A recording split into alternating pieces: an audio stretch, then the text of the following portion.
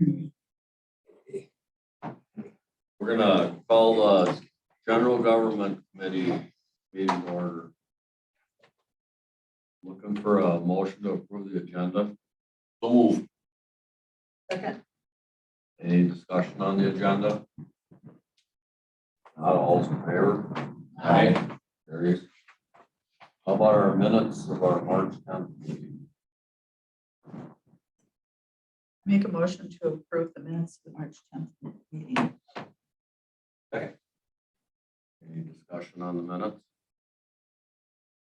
Not all in favor? Aye. Carries. We're gonna have election of the committee officers.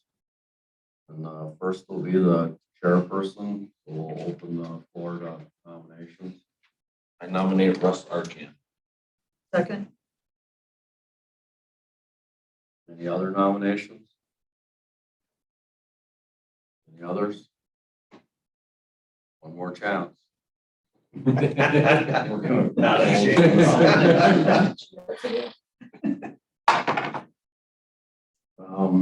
I guess I would say I was appointed by Default. default. All right, how about our vice chairperson? We'll open nominations for that. I nominate Ann Ruck. I would second it. Any other nominations? The others? Last chance. And however they want to call it, you're the vice chairperson. Wonderful. How about public comments? Are there any public comments? We have no public comments, Mr. Chair. All right, I see there's a couple of supervisors here not seated as committee members. Do they have any information to share with the committee? No, sure. No, sir. All right, we're gonna have an overview of the committee assigned functions, duties, and responsibilities. Anybody care to take that on? You want me to go over it? So general government, I guess the best way to look at it is it's kind of like the Ways and Means Committee of the county. It evaluates anything having a financial, personnel, IT, HR impact on the county, which most things that the board does have a financial impact. It reviews the budget process every step of the way, including external funding agencies, all the amendments, the fees, those kinds of things. Reviews the internal policies, HR, personnel, and financial policies. It is also tasked or delegated by the board for the expenditure of the administrator's contingency fund. That's passed on from the board down to general government. So in the event the administrator has to fund the contingency fund, it's a straight budgetary quirk that the general government has that's been delegated that instead of the whole board. It has a pretty set work plan and a pretty robust work plan. We don't deviate from it much this year. So there's a lot in this committee to do. I think that's probably just. Anybody else wanna add anything? Say one of the things, if you look in our rules of order, it lists all the different responsibilities and things in there. But one that you guys will be aware of is your responsibility with the County Fair Society from a financial standpoint. We talked about the executive committee being the negotiating team with them, but when it comes to how much financing we do for them, it would come before you as well. Anybody have any questions? All right. Consideration of county board priorities in general government. You know, that's a review of this committee and its role in our main priorities. If you remember, it's safety, drugs, parks and trails, broadband. I think this one has been mostly engaged with broadband. And in fact, I've been speaking with Lakeland of lately. We did pass a resolution a few months ago to support the application process. The internet service providers are feeling optimistic. We think by sometime in June, they'll have an answer to their request. Now, the cool thing is, by mapping where we have the biggest opportunities, that is where the internet service providers have applied for grants. So Osceola, South, in the Farmington, Frederick area, a little east of there, and then also, I think it's Johnstown and McKinley or something over there towards Turtle Lake are areas where the grants are going for. And then I think even if all three of those get that, we'll have a little money left over. And the hope is we can target those to either other gaps or to get them to whatever you call edge out, wherever they have business and everybody's mad saying, I saw them laying line right over there. Why can't they come to my house? Well, that's where we hope to inspire them to do that. Anybody have anything else? You all have anything else on any of the priorities and how you know, something for you to think about what you'd like to do going forward? We don't have to look.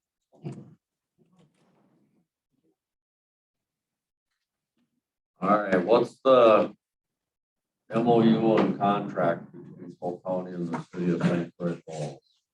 Would you like? Yeah, I can speak on that.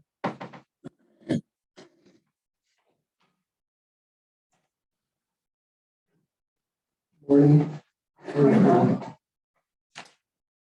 Yeah, in your packet is the intergovernmental cooperative agreement between the city of St. Croix Falls and Polk County.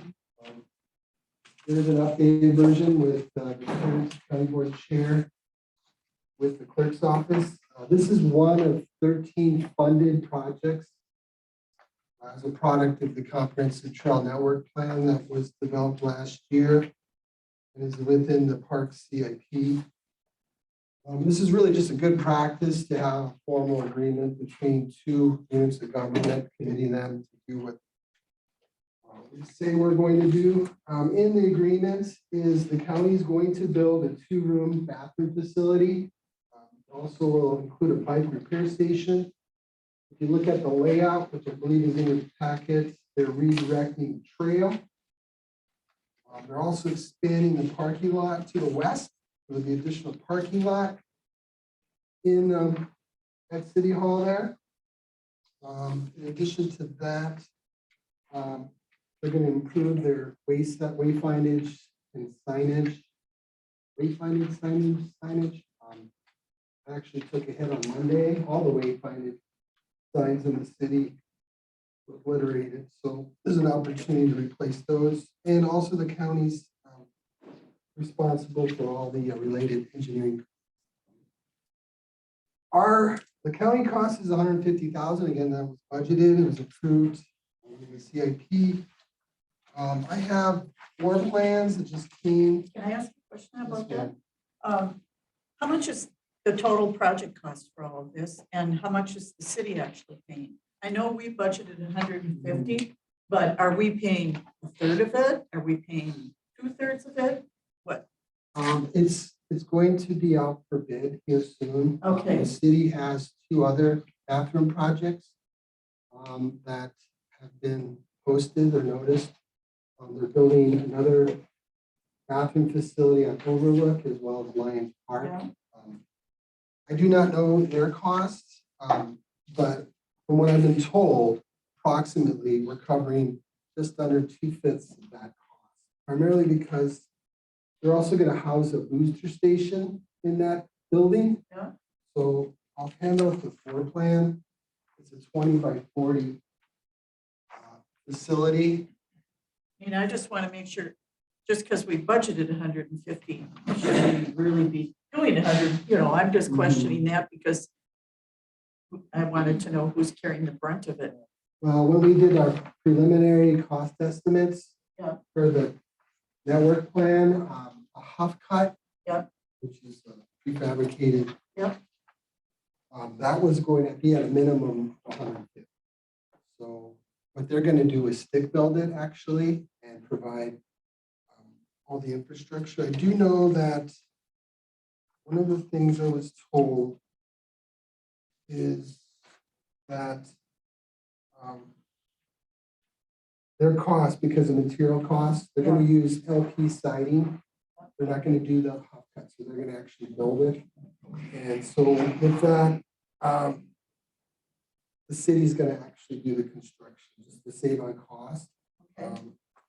I just thought it was kind of interesting that it doesn't mention anywhere how much the city is, if we're talking about what we're investing, but not the city. You know, one of the original agreements, us contributing to O&M costs, and we were able to negotiate that out. So in perpetuity or going forward, unless they come back in the future, they'll be maintaining that facility. So that means, you know, cleaning Was it. that, I didn't see that. Was that called out in here? I negotiated that out. Okay. So at first, they wanted us to contribute some dollars to its maintenance, cleaning it, changing out soap and toilet paper, things of that nature. Yeah. We were able to work that out, whereas they will assume O&M Okay. responsibility. So this is one of the 13 projects that involves another unit of government, so that's why it's a little different. It was approved and signed by the city of St. Croix Falls at their March 28th council meeting. So this is just an effort to get the county's endorsement, so I can have that signed and sent to them, and they can stay on task. Does this need to go to a county board or just this committee?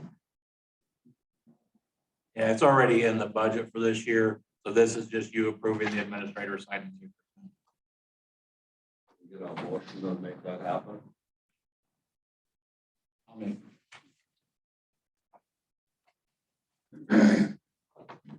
Second. Is there any more discussion on the motion? None, all those in favor? Aye. Opposed? Carried. Thank you. Thank you.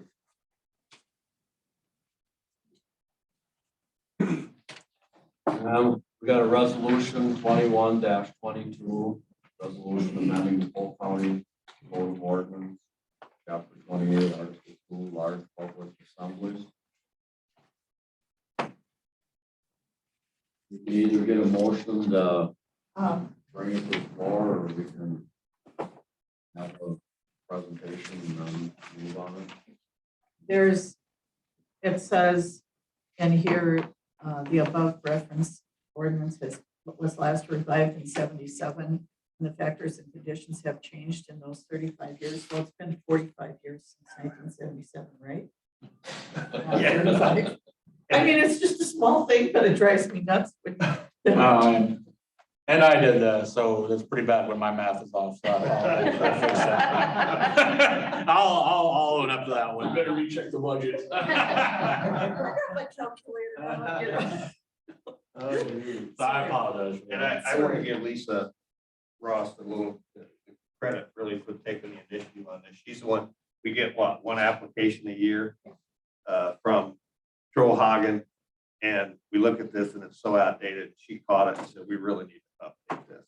I have to give credit to Shabana. She did a lot of the investigation work, so she's an awesome researcher. So did it go through a committee? This is committee. Okay. Yep. I just seen there was some changes made to it. Oh. So what we did is we had a work group with the county clerk's office, land information, public health. And we went through each line, and Corporation Council went through it. And those are the proposed changes based on the research that was done and meeting with that work group that we recommend to update it. If I may, on a side note, we are one of the few counties remaining in Wisconsin that has an ordinance like this, a large assembly ordinance. I think we found 7 of them in the state of Wisconsin. A couple of those may have even been Minnesota. So there is the, is it something that we want to do on with? Would be the other option. Maybe it is appropriate for our county to continue on with it. Like I said, we could get one per year, but that is just something I wanted Ben? Yeah, what's the enforcement? of the ordinance? Does that rest on the sheriff department? No. Be zoning, wouldn't it? Yeah, more or less.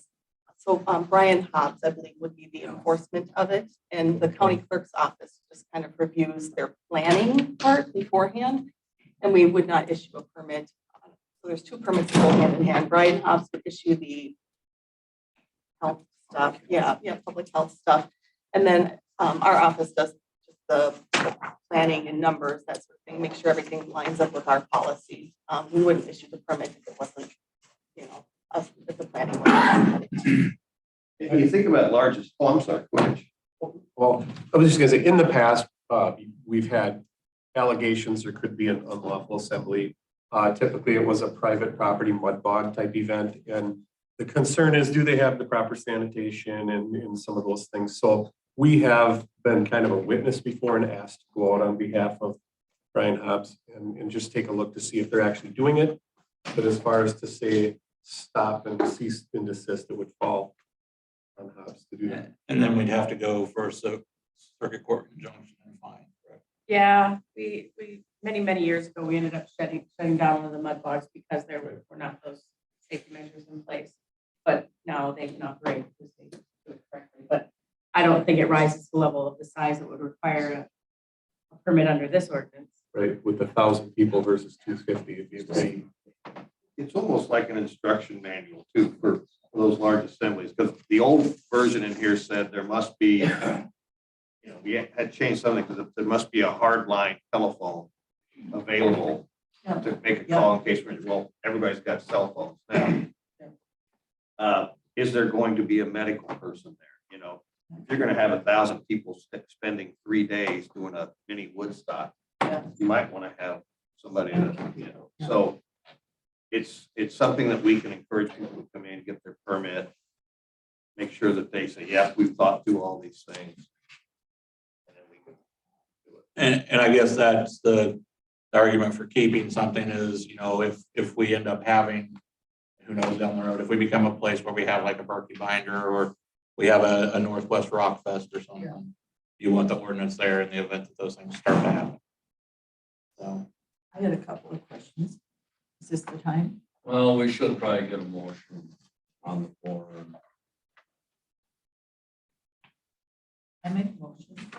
Second. Good. Any Okay. discussion? Okay, yep. So in other words, what this says is over here on section 2819C, it says, it's saying it's okay if you get a permit to have 1,000 more people than your maximum seating capacity, right? Is that what it's saying? Karen, can you repeat the section that you were referring to? I'm sorry. 2819 and number C, it says to not exceed by more than 1,000 people the maximum seating capacity of the structure where the assembly is held. How can you get 1,000 people in a structure that wasn't designated for that many people? I think that would be the people who are not in a sitting structure, but if you got a something, Standing room. stands that hold Standing. 500 people, but you're going to have people standing and wandering around the festival. Okay. And then the other one on 28-21, the first thing it says is before he may be issued a license. That shouldn't say he. They maybe, huh? He, she. No, they, before they can be issued a license or something like. Any individual. The individual, I don't care, it just shouldn't be he, because a woman might want it too. 28-21, number 5 on page 6, it's in red there. It says, at a level of 1 staff person per 1,000 expected to assemble to a maximum staffing requirement of 5 and at least 1 emergency ambulance. So we're saying they can have anywhere between 1 and 5 people there, doesn't matter if it's 1 or 5. It's capped at 5, so if they go above that, still 5 would be the number. Okay, And that was based on public health input as far as requirements for. they were okay with 1. Yeah, they said it was 1 per 1,000. was Oh, their wow, ratio. okay. that was really my question, is one enough for 1,000 people? I don't know. Okay, as long as public health.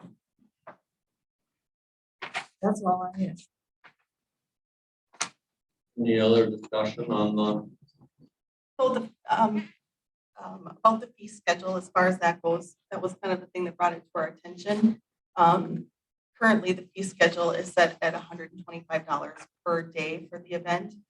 When we did the recodification, it was not actually updated there. It was updated in the fee schedule, so it was still stated at 100. So it was actually incorrect. We have the permit that was filed this year. We have done it $100 per the ordinance, but wanted to correct the mistake and have reviewed fee schedule. And Division Director Roberts is the one that kind of looked at the cost for it. So it would be changed to $125 per day to $125 per event. Is that correct? Yeah. So, Polk County's guidance for when we establish fees is our fees are supposed to capture the cost of providing the service or the thing. So it doesn't, we just do one application, whether it's a 1-day event or a 7-day event. So it's got to be the cost for processing the application. So it won't be 100 times the multiplier on days of event, because we're not doing 7 times as much work for a 7-day permit or a 1-day permit. It's the same amount. The other thing we did is we pulled the cost of the permit from this and tied it to the fee schedule each year, because we look at those fee schedules each year and base it on, again, our philosophy is the lowest paid person's cost to perform the work. And that's what we examine each year. I have one more. It's just a typo thing. On 2822, number C3, at the end of the sentence, it says for an assembly of 1,000, or it's missing a space between that. The mother of 6. I checked a lot of homework. We're gonna have a problem. Mission control, we've got an issue. on our code? Anybody else have a comment or discussion on the motion? And this is going to county board, so would the motion include a recommendation from this committee? Who made the motion? I did. Yes, it includes a recommendation from this committee. No further discussion. All those in favor? Aye. Opposed? Carries. How about resolution 25-22? And then the budget.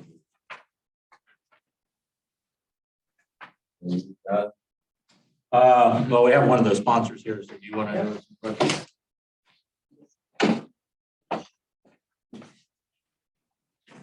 Actually, we have 2 of the sponsors here. Oh, that's right. Yep. He's the other one I learned from and how to read these things. Actually, the last one. The last Very page. last.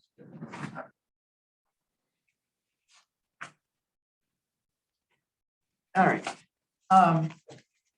So, last fall we had a motion or a resolution before us to do the Justice Center roof and a few other things, and we ended up passing part of that. It was modified and we did the LiDAR. And I forget all what we ended up with on there off the top of my head right now. But the Justice Center roof was taken off that list. Well, the Justice Center roof was like 1.1 million or some thereabouts at that time. Now it's up to 2.1. And how long can we keep delaying that? The price is just going to keep going up. We got a leaky roof. I think we should fix it. The other thing is, we had the bell tower for the museum. The museum's on the National Historic Register. The county owns it. They have an obligation to take care of that building. And we've really been, the group over there has worked really hard to getting that museum, and we should all go over and tour it sometime. It's pretty awesome what they did all winter long working. But to get that, so the bell tower doesn't fall down. That's all it's going to do. It's not going to make it. It would be nice to get it so people could actually go up in that bell tower at some point, but right now it's just to keep it from falling down. And those costs were 150 and it's gone up to 180 now. And then the other thing, and I would suggest that if you've never been right over here to walk through what was, when this building was built, was supposed to be the training area for the sheriff's department. And when was this building built? 20 years ago? Something like that? Like 16 or something. Is it? Well, it's close. to- I think 2005. It's a long time. Two. Oh, two? Okay, well, that's 20 years. So 20 years ago. We had, it's like a big giant basement, storage basement, and that's our sheriff's department. I mean, I never knew this, or I would have had this on the resolution last fall, but I didn't know it was like that. If they want to train for whether it's shooting, whether it's using tasers, whether it's learning to properly break down a door or whatever, walk through there and see what they're using. It's an empty basement. So to get this finished, and every year it just keeps getting pushed. I mean, John Bonneprice sat here and said, well, I thought we did that 20 years ago. No, we didn't do it 20 years ago. It's just the big basement. And, you know, they've gone to the different shooting ranges, but there's always complications because you can't train at night out at the shooting ranges because people can hear the shooting. Here you can do all that, everything. You don't have to train at night. You can half night by turning the lights off. You know, it's a little different situation. So I think it's worth people looking at. And I know when the Public Works and Public Safety Committee walked through there, I think they came away with a different thought after they actually saw it and realized this is what they use. And then I was listening to Jay talk about when he was sheriff and how we had the FBI coming in and training people and stuff like that. We were able to do these great training things in 1970s. And now we expect our people to train in using something like that.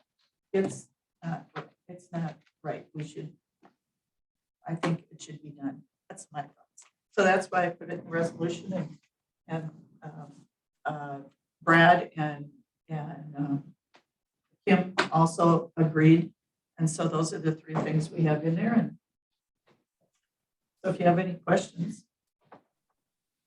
We should probably start over with the motion Oh, yeah. to bring it to Okay. discussion. But it's good that we'll consider that the whole. Okay. You All don't right. have Make a motion to discuss. Would be a motion to bring it to the floor. Start discussing, yeah. So is there a second? Yeah. All right. Now we can have discussion. Say all that again? No. And this is only, I mean, we're not